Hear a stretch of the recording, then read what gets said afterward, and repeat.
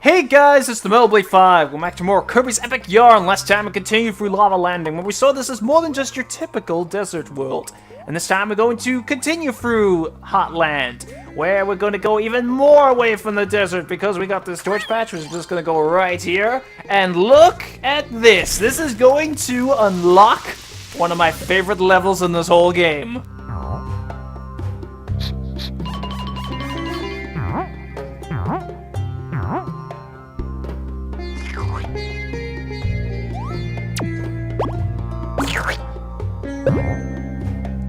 So apparently, apatosauruses are carnivores now, and the next level is Dino Jungle. This level is very creative. Of course, as you would guess from the name, we got lots of dinosaur-related stuff in here. And the main gimmick of this level, as you will see from the beginning here, is that we have a lot of platforms based on dinosaurs, and you kind of use that dinosaur's anatomy as a way of helping you get through this level. So we have a Brachiosaurus to start off with, but I'm going to ignore him for now so we can get these beads in here. There's nothing we could continue on there. But we can use the Brachiosaurus's long neck in order to rise it up from the ground, and we can go up here to continue on. And following on from that, we have a pterodactyl here, which can cause us to, which can lift us up here to get up there. Then we have a Parasaurolophus that will act as a platform to carry us through this water. You can actually go for this water just by swimming, but it's much longer and harder, so just don't do that. And then we got another one, and then I believe this one has a bit of a diverging pathway. Sometimes they will move their heads up and down, and there will actually be enemies to deal with later on. You can actually duck to get through here. Yes, we got shit. Well, now it's time to put that to the test. So if I just kept pressing 2, I can actually go through all this, as you can see here. So 2 and diagonal. We have some, these brontosauruses, I'm guessing? And, I don't want to hit them. I don't want to hit the button bees. And there, we can get for that. I missed a bunch of bees, though, because that's so shit. Great. Anyway, we got another Parasaurolophus to guide us through here. And we got even more button bees. I'm not going to try and grab them this time, because that's just going to be annoying. Although I could do that. That's better. I could get a crystal staria to make up for that. And nope, never mind. I'm going to grab onto the pterodactyls. And then we got the 3-star patch on top of this brontosaurus. Then we got a blue Parasaurolophus, and this is the one that actually moves up and down. I forgot that there was like a color to distinguish the two of them. Alright, we can get this. That gives us a lot of beads up there, and it will take us to the treasure, which, oddly enough, this torch, if I can pause here, it's actually the second treasure listed on the thing, but you get it first, so I don't know why they do that. But anyway, we gotta dodge through all of them, which is pretty easy to do. And then, I guess if you happen to fall in the water, you can get back up here, but I don't really know much of the point of that. Anyway, as we kind of saw in the little level preview thing, we have these Triceratopses here, which are a bit like the flowers we saw all the way back in Flower Fields. Except, obviously, the bees don't just grow out of them. We got this angry pterodactyl, which I somehow managed to grab onto. And then we have that new enemy there. It's called Shelby, I believe? It is a snail that will curl up into a ball and basically spin dash towards you. You can't, if you manage to roll them up into a ball, they will actually roll along the ground when Kirby throws them as well. So they have a unique property to them as well. I can create this waterfall, and we got some actual candle mantis here outside of the mole form. I'm gonna throw them here. That was a Waddle Doo there. I'm trying to think Waddle Doos have a unique property to their attacks when you curl them up and throw them, but I can't remember it. Again, can't remember it off the top of my head. That's like most things in this game right now. So alright, we can get this crystal star here. We can avoid these enemies. Oh god. Never mind, that Calamander is not going to bother with me. And yeah, it's when you throw a Shelby, it is a little bit akin to the arrows that can pass through multiple enemies, but it just travels along the ground. Anyway, we can get the music from this stage, and then we can continue on, and we're taking a little bit of a divergence away from all the cool dinosaur shit, though. We can pass into the background here. And then there's also a, oh, it's in the foreground. It looked like it was in the background. It looks like it's behind the thing, but then the things appear in the background, so great. I went that the completely wrong way, and I just sort of, Oh god. My ear is starting to ring for some reason. Never mind. We're gonna continue on, and we're actually at the... Oh god. We're actually at the end of the level. We have two... Well, there's two. I kind of spoiled it. We have two T-Rexes here. One of them has the 5-star patch in their mouths, and unfortunately... Oh god. Unfortunately, both these T-Rexes are orange and yellow instead of being red, so unfortunately we can't have Devil Dinosaur appear in this game. But anyway, there's a tag down there. It will latch onto one of these eggs, and that will actually give us the first furniture item in this level. It's actually one of my favorite furniture items in this game. The Dino Slide! I don't know why I like it, I just kind of like the look of it and the idea of it. Anyway, I can get the 5-star patch there, and I need to get out of here, otherwise I will get crushed by their giant mouths! And then, please turn to thank you, Kirby turns to the car, because I would have to walk a really long way had I not turned to the car, and I missed the 2-star patch. Come on, let's get a 5-star to finish this off. One of my favorite levels in the game. Let's have a good finish. You motherfucker! I can't have anything good happen to me, can I? So anyway, from beating that level, we got, of course, yet another patch, and I wish I could kind of skip through these things, but I can't, and I'm gonna go through all the statistics and shit, so yeah. The Dino Slide is actually one of the furniture items we need for another flat, so it's good that I got that. It's pretty easy to get. You just kind of need to learn to just go down from the T-Rexes. Anyway, we got this pepper. Gonna be a badass and not even look when I throw it.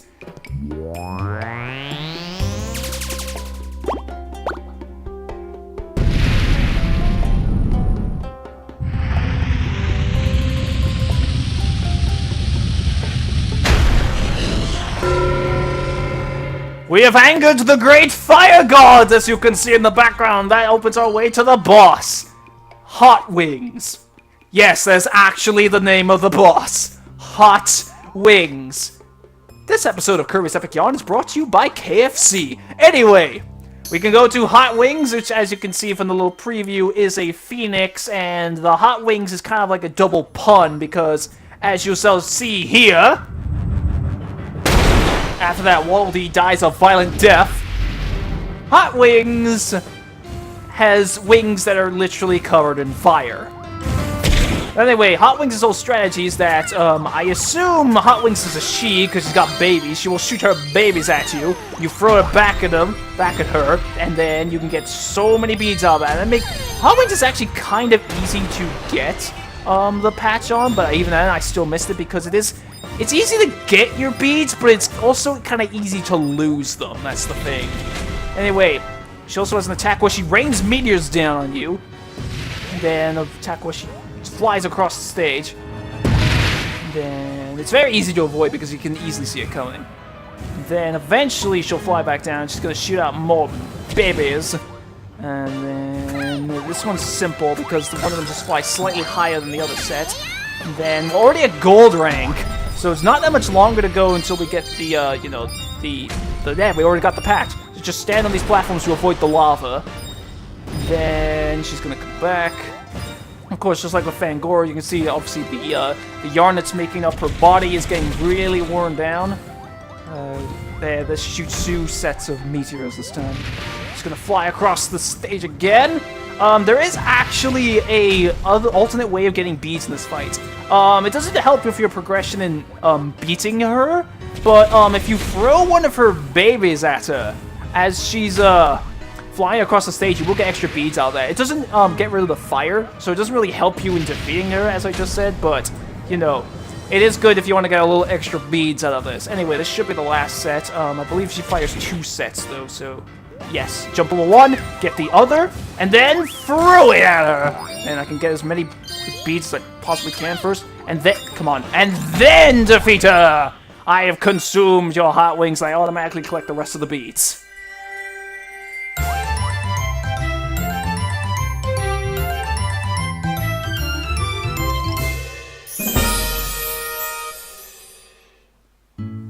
So, as what will be the usual theme for this, we do get the magic yarn after defeating the boss. So now, of course, we have a cutscene, and we also got an hourglass patch.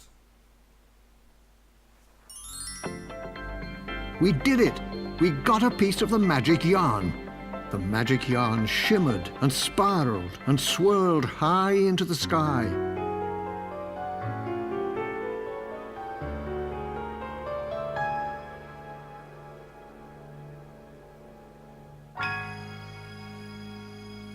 The yarn weaved its way into the fabric of the kingdom and stitched two pieces of patchland together. Meanwhile, back in Dreamland, the Waddle Dees were very busy inside Castle DDD. "Faster! Keep going! No lounging around!" barked King DDD. Just then, the king noticed that one of his Waddle Dees looked a little... strange. That Waddle Dee was actually one of Yin Yarn's creations. "Yeah, soon Dreamland will be wrapped around my knitting needles," Yin Yarn cackled. What sort of plan was he stringing together? So yeah, that doesn't look very good that he's managed to infiltrate Castle DDD. Whatever. We have unlocked the third world of the game, which again took forever to load. Treatland! But of course we got this hourglass patch, so of course we're gonna continue with the bonus levels, and I gotta throw it in mid-air.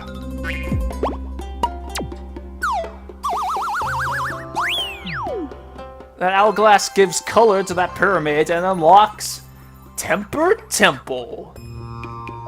So while this level may be in the more desert section, this again isn't like your typical desert level because we're in a temple this time, and this level gives you so many beads. It is insane. This level revolves around the fire engine transformation. So the main gimmick of this level is that you are riding on these platforms, and then you can use your hose to shoot down these beads and collect them. You get so many beads from this. And there's also the 2-star patch there. I'm gonna have to jump up to get it. But then we have these ember enemies once again. But I'm only going... Damn it, I just lost a bunch of bees to lava. Well, they were small bees, so I'm not gonna be too fussed over it, but still. Did I even see that Fuston following me? But it's a good idea to attack them when they're over the platform so that you can get the beads that they drop. And we're already at bronze rank. We just started this level. We're already at bronze rank. Anyway, new enemy here. This is an Emberconda. That is its actual name. Insert Nicki Minaj reference here. Anyway, I actually have a little bit of a funny story regarding that song, actually, which I'm going to kind of say in this level, because it is a little bit slow. Not as slow as Cool Cave, but still.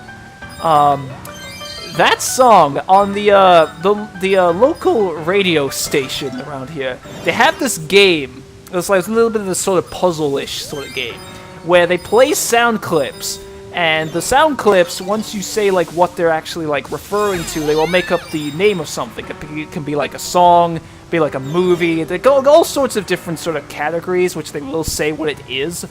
And one of them was, it's a song, but it's also an animal, and well, I instantly got that it was supposed to be Anaconda. And so, like, what you do is, when you think you know the answer, you text it in. That's the second furniture item. You text it in, and if you're fast enough, they will actually mention your name on the radio. So I instantly, like, texted it in. And, like, this was, like, back when I went to 6th form, so it's, like, every time, like, I apparently have had my name mentioned on the radio, it's been, after I have already been dropped off. But this time, I did it so fast that I got, like, mentioned straight away, and I found that so weird. So, yes, my name has actually been mentioned on the radio, and, like, even, like, the fucking presenter was like, "Get in!" Which is just really random and kind of surreal, but yes. Alright, so, god damn it, I'm gonna miss the 3-star patch, though. Damn it. Anyway, I believe actually all the... Shit! I believe actually all the furniture items in this level are found solely in the Embercondas. I had Angie come in and pick me back up, and I'm still at gold rank. That just shows how many frickin' beads they give you in this damn level. Jesus Christ. Alright then, I was hoping to go through this whole level without getting hit, but never mind. And I believe this is actually the final stretch of the level, where I think we're also going to get the music track. So we're just going to have to put out the fire geysers as per usual. I can shoot it all over the place! Look at me! Oh shit! Oh, damn it. gonna lose that crystal star now, and I'm gonna have to put the fire. Oh, it's gonna join back up. Gonna join back up. I can just get it. Okay. I think we have to go this way. Or not. That Ember Conda's probably the one that has it. No way, my luck, anyway. There's the 5-star patch. So yeah, you can see the fire guys are come back on there. We got a bit of a tell for it. And then we're gonna join back up eventually. There's an Ember Conda here. Maybe this one has it. No. Oh, it did! It gives you the theme from Quilty Square, though, oddly enough. So, as I was kind of mentioning when we were playing Weird Woods, there are times where levels reuse a music track and you get a different music track instead, and this is one of them. I mean, we already heard this song in Lava Landing, which we got the music track for that from there, but it's still a very random music track they could have chosen for this level, you know, is the Quilty Square theme. Oh yeah, there's a Planet Popstar in the background there. And then we have the finishing wheel, and of course I missed the... Oh, thank God. Of course I missed the 3-star patch, and watch, it's gonna go over the 5 stars and onto the 3. Watch. Oh, never mind, it actually went my way for once. So, yeah, we're coming up to almost 17 minutes here, so I'm gonna end it off here. So, next time on Kirby's Epic Yarn, we are going to finish off the last level of Hot Leo. Please like, comment, and subscribe, and let me know you're enjoying this, and I'll see you guys next time.